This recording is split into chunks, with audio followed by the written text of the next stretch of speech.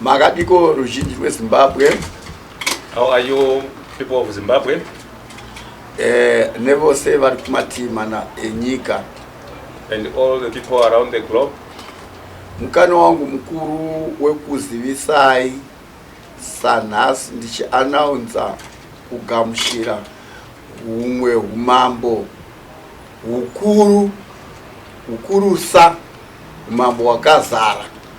It is my pleasure this day to bring you another announcement that I have received another elevation of my kingdom.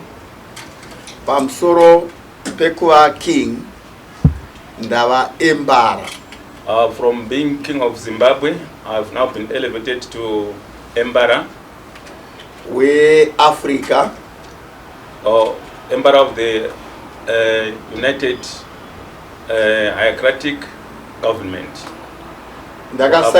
Ndakasainirwa nema king 70 nema continent 4 yemu Africa H5. On the certificate his Embara is holding, it has been signed by 70 kings around Africa, and also 4 continents plus Africa. So it was signed by 5 continents. And it's an order. It is an order and a degree. Pamsoro paizvozvo, on top of that, ndakashanyirwa ne Pan-African Tourism Board. I was visited by Pan-African Tourism Board. Ndikakwanisa kuti vandipinze kudesk rema kings nema embara. When they incorporated me as a member, they also elevated me to the desk of Royal Desk for Pan-African Tourism. Zvichireva izvo kuti Zimbabwe legally kingdom. All this means that Zimbabwe is now fully a kingdom country. Ndinonzwisisa vanhu vatema verudzi rwangu, verudzi rwechitema, vamwe vanogona kunge vasinganzwisisi kuti tiri kubva kupi tichienda kupi. As you know, some of us black people might not understand where we are coming from and where we are going. As I have shown you that the hierarchy of the tourism body, that's for a Pan-African tourism body, which has just shown you in that book. Saka zvinoreva kuti makontinent ese neAfrica yose vakagara pasi vakaona kuti zveshuwa king Munhumutapa anodiseva kuva embara. Kana nchiti embara ndikureva kuti South Africa iri pasi pangu, Eswatini iri pasi pangu, Mozambique iri pasi pangu, Zambia iri pasi pangu, Botswana iri pasi pangu, Eswatini iri pasi pangu. Nyika dzose dzandataura them Southern Africa are under King His Majesty Munhumutapa.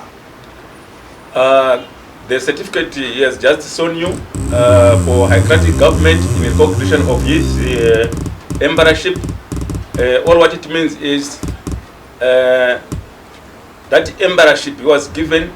It means the king has now a land for the following countries. South Africa is under his jurisdiction.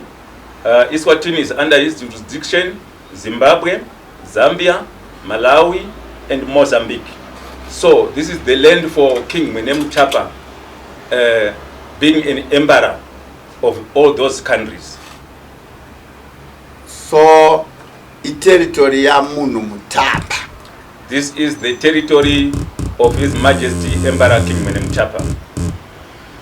Ndinoda kungotenda nekuva neropafadzo muZimbabwe, kuti Zimbabwe yaropafadzwa kuva neutungamiriri hwakadaro. I just want to say congratulations Zimbabwe for having this recognition and the respect given to our country by the appointment of His Majesty King Munhumutapa as the Emperor of all these nations mentioned. So zvimwe zvandingada kutaura ndezvekuti chiregai henyu kugwa mapolitician nendaa yekuti constitution yatakatonyora ndiyoyo yakushanda. Constitution yekuti Zimbabwe is now a kingdom yavapo. Zvazvinoreva ndezvekuti kana ya kingdom sekutaura kwandakaita inini saking. Now I'm advising our politicians in Zimbabwe that it's no longer time to fight, because the constitution I've written as King Munhumutapa for Zimbabwe Kingdom is now in place. For this country is now a kingdom.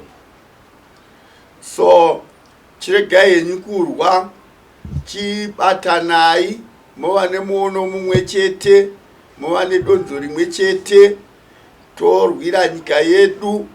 Ndichirwira muchiziva kuti ndiri baba venyika dzakati wandei.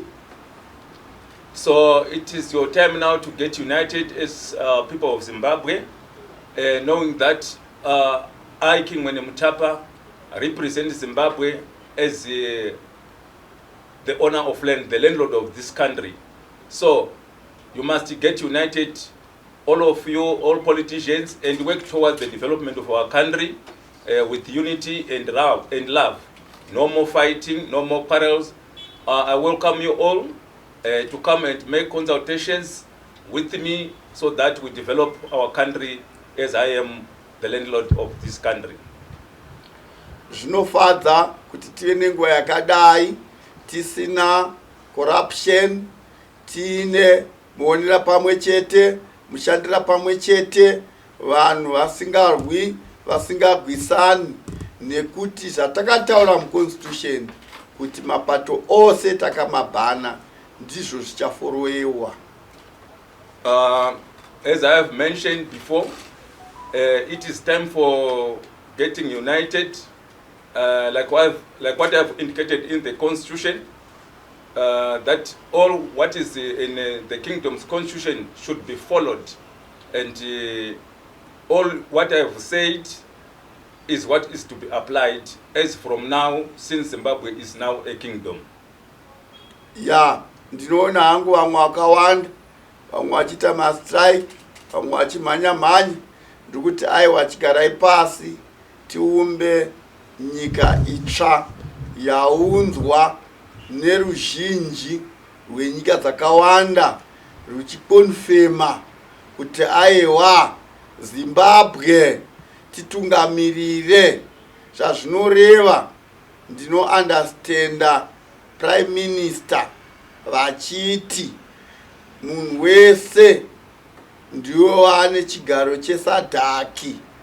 Vaiedza kureva kuti mwana wese weZimbabwe is respected.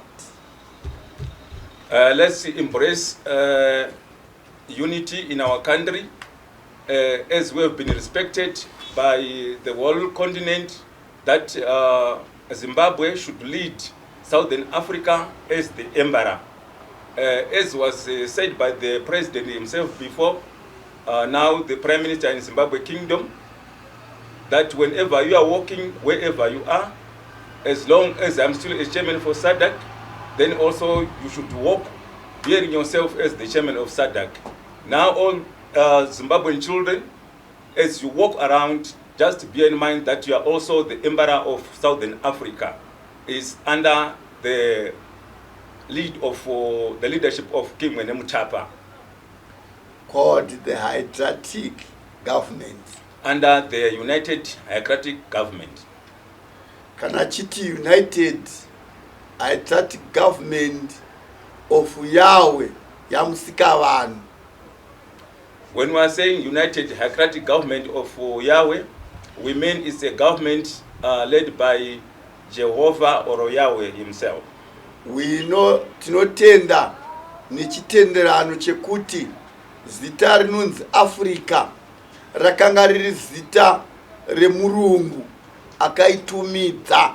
Saka isu sevana vavatema, sevana veAfrica, takagara pasi tikatora zvakanga zviri muGarden of Eden kudhara kuti yainzi Haitiatic Government of Yahweh.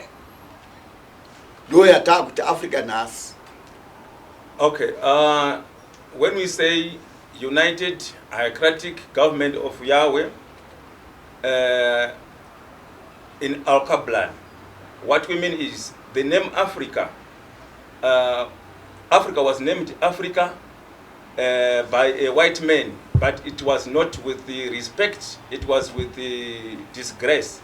So as African daughters and sons, we sat down and asked ourselves, what exactly should Africa have been called, rather than bearing this name Africa?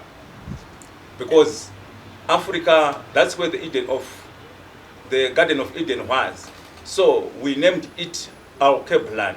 So it's the United Haitiatic Government of our Kabbalah, meaning it's a government led by Yahweh himself, the Almighty Jehovah.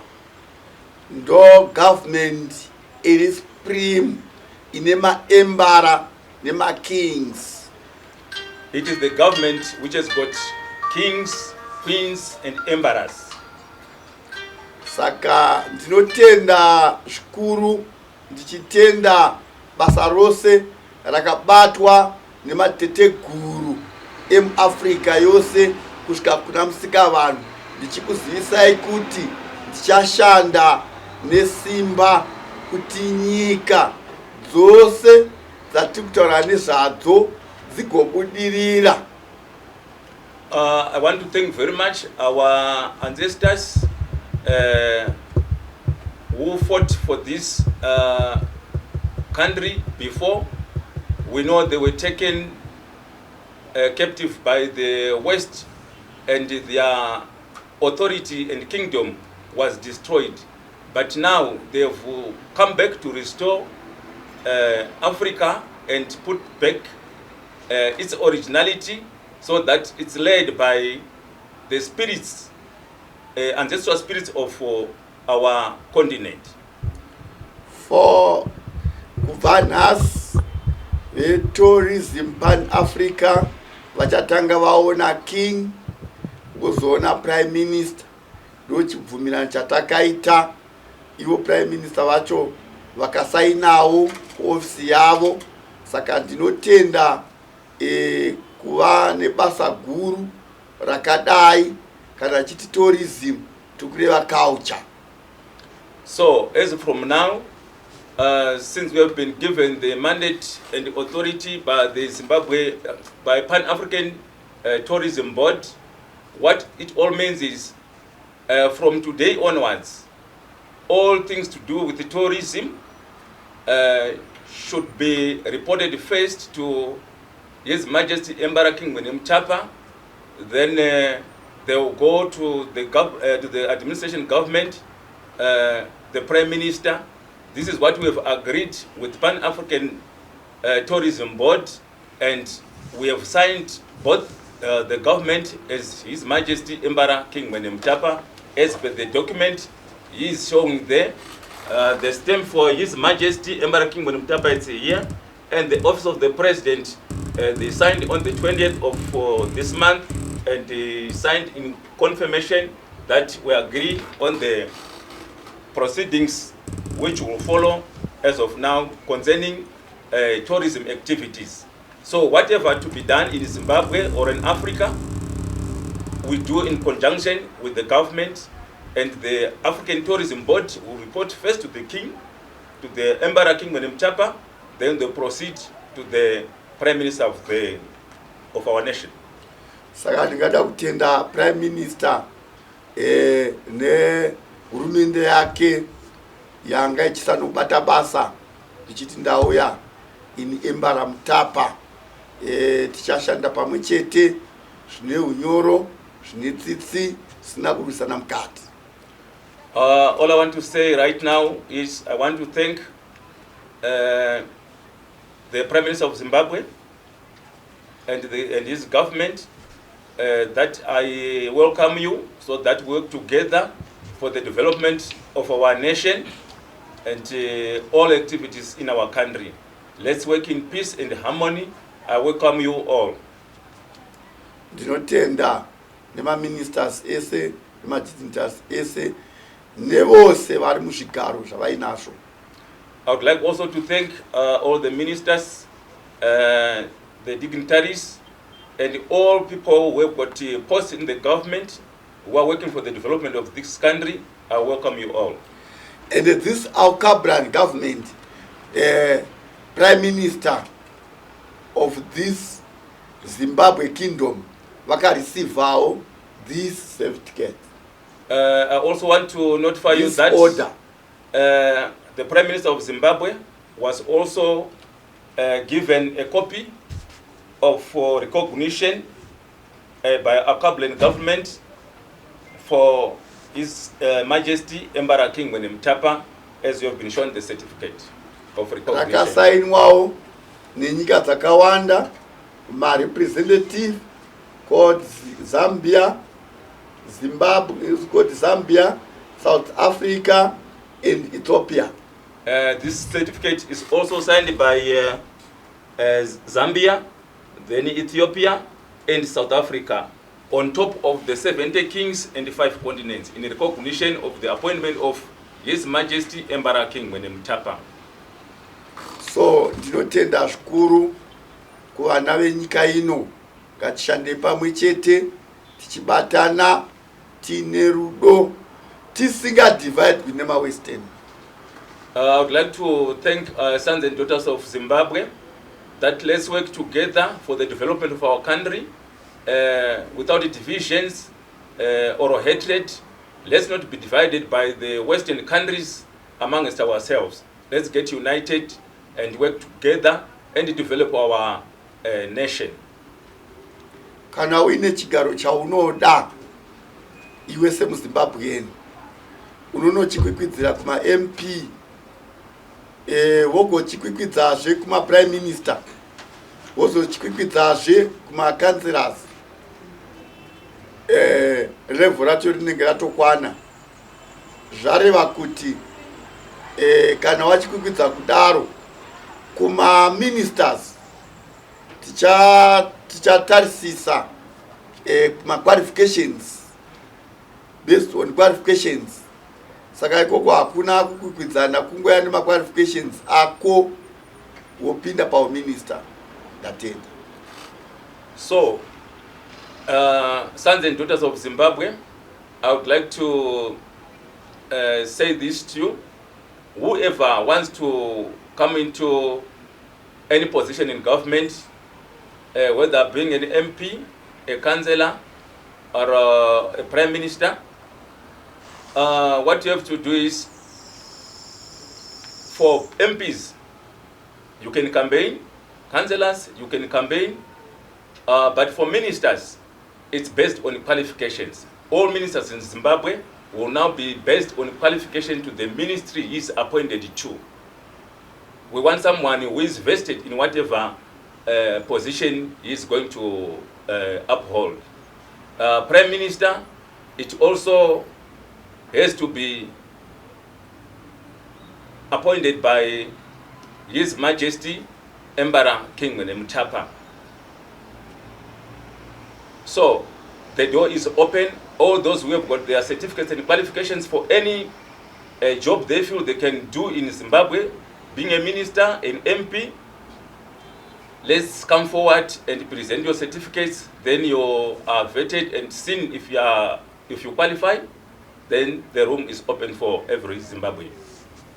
So my investor more say muri mukati menyika dzakasiyana siyana zvakanakawo kuti muchisvika kuofisi yaembara mozosvika kwaprime minister kuitira kuti tikupei mutemo wakafanana nekuti kana mapuwa nzvimbo dzamapuwa tinoda kuti muno muZimbabwe angava maminerals process yese ngaitwe muno kusvika pafinishing product. Totozoenda kwenyu finishing product yaitwa, hakuna chamunaya nacho chinodzokera.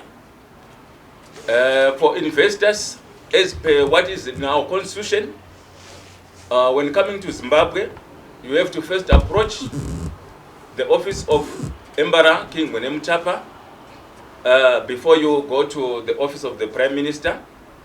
To the office of Embara King Munhumutapa, that's where you will be given rules you are supposed to follow in Zimbabwe. On the issue of minerals, I have to inform you that if you come to Zimbabwe to invest in mining, you have to do your processing up to the finished products while it's in Zimbabwe. There is no more room to take our minerals in raw materials and ship them to your countries. What we want is come and develop this country, build industries here, process everything here, and then let it go to your countries or wherever your market is, while it's there now finished products. Ndinotenda atidi hunu wemachina wekurovana nevana vedu muno muZimbabwe. We also respect you, tokuremekedzai, asi hunu wekuti muzorwa handizvo zvamune makavinga. To the nation of China, I would like to say this to you. I'm not pleased with the way you are conducting business in Zimbabwe. I see a lot of fighting on social media, where Chinese fight my sons and daughters, some even to the extent of using a knife, guns. I don't think it's accepted here in Zimbabwe. If you come to invest in Zimbabwe, let you come with humanity and respect of the people of the land, not to come and do whatever you want in Zimbabwe. And the mwana wese anufana kunge aine equal share. Mwana wese, no matter ndewe kupi kana ndewe kupi, anufana kunge aine equal share. Let's have equal share in whatever being salaries. Give our sons and daughters better salaries, or if they are shares, let them have equal shares with you. Ndatenda ndinwe Embara King Munhumutapa. I thank you as His Majesty Embara King Munhumutapa.